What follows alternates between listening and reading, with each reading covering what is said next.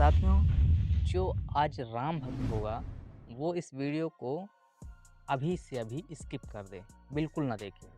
क्योंकि अगर वो व्यक्ति देखेगा, तो पक्का है मुझे कमेंट में गाली या फिर कहें तो अपशब्द ज़रूर कहेगा। क्योंकि इस वीडियो में हम राम से जुड़ी कुछ ऐसी तथ्य आपको बताएँगे, जिसको जानकर आप लोग ना शायद मुझे पता नहीं क्या-क्या बोलोगे, मुझे खुद ही पता नहीं है। तो चलिए मैं वीडियो को शुरू करता हूँ और आपको उन जानकारियों को बताता हूँ जो कि राम से रिलेटेड है। आप राम को मानते हो, श्री कृष्ण को मानते हो, लेकिन आज फ़िलहाल मैं राम के बारे में बताता हूँ। श्री कृष्ण जी की वीडियो मैं अगली डालूँगा, वो आप देख लीजिएगा। लेकिन आज चलते हैं श्री राम की ओर। जो श्री राम को मानता है, या जो नहीं मानता है, या फिर जो मानता है बहुत ज़्यादा, उसके लिए वीडियो नहीं है। और जो नहीं मानता है, वो देख सकता है बड़े आराम से। तो दोस्तों चलिए वीडियो को शुरू करते हैं।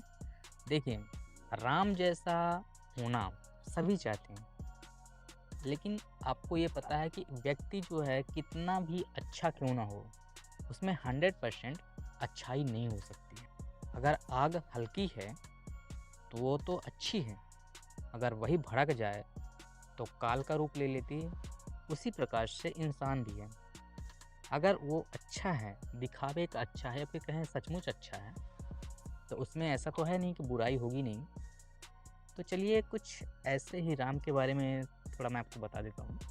देखिए, मैं भी राम को मानता हूँ, लेकिन कहते हैं ना कि जो चीज़ें अच्छाई और बुराई व्यक्ति में दोनों होती हैं, तो हमें सिर्फ अच्छाई को लेना चाहिए, ना कि उसकी बुराई को।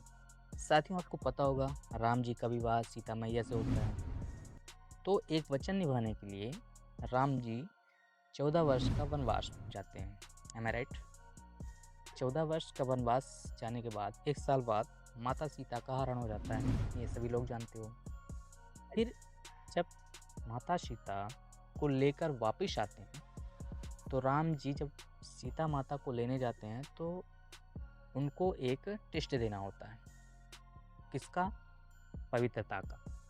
पवित्रता का टेस्ट कैसे लेते हैं श्री राम जी भगवान?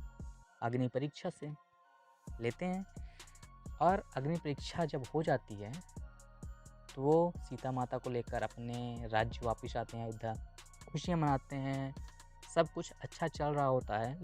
परंतु कुछ समय बाद क्या होता है कि जो धोबी होते हैं ना, पहले जो जिस चीज़ का काम किया करते थे, उसको उसी नाम से पहचाना जाता था। तो जो वो धोबी थी, उनकी पत्नी, पहले क्या होता था कि राजाओं का मन बहलाने के लिए, उनको मतलब एंटरटेनमेंट करने के लिए, कहें तो प्रसन्न करने के लिए, कुछ नचनियाँ हुआ करती थी, डांसर हुआ करती थी।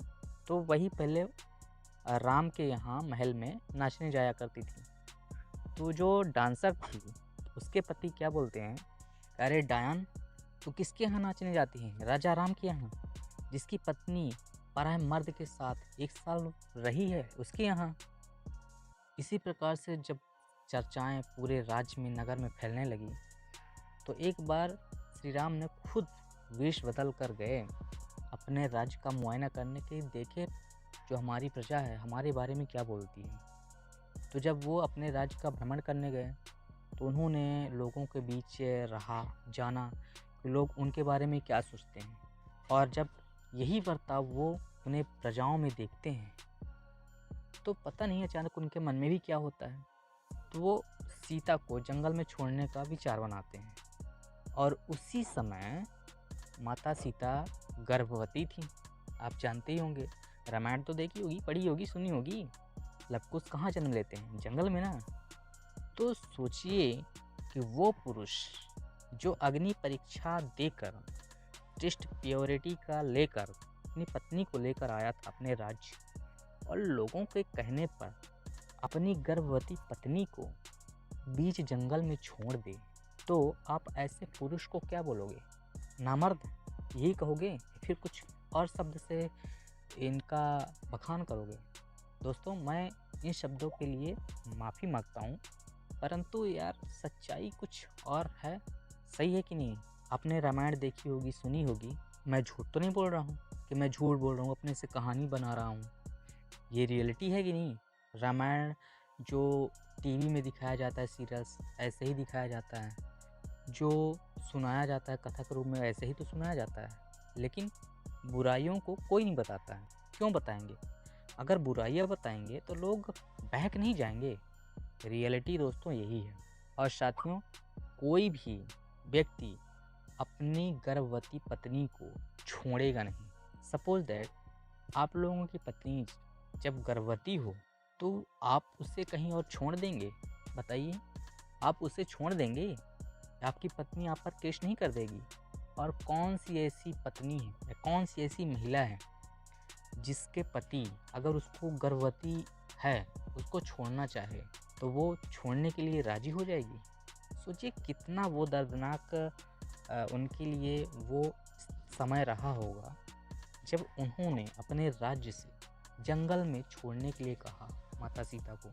और आप लोग खुद सोचिए कि अगर आप लोग अपनी पत्नी को गर्भवती जब हो, आप जंगल में छोड़ोगे? कभी नहीं छोड़ सकते। पत्नी आप पर केस कर देगी आपकी और आप कोर्ट के चक्कर काटते रहोगे। उस समय कोर्ट तो था नहीं कि कोई न्याय कर सके। जो राजा को लगता था वही वो करते थे। और आज के ज़माने में न्यायालय है।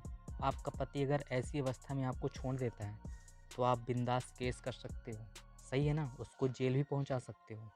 नए-नए तरीके के केस भी लगा सकते हो। दहेज प्रथा का केस भी आप कर सकते हो कि दहेज नहीं मिला तो इसलिए हम जब गर्भवती हुए तो हमें छोड़ रहा है।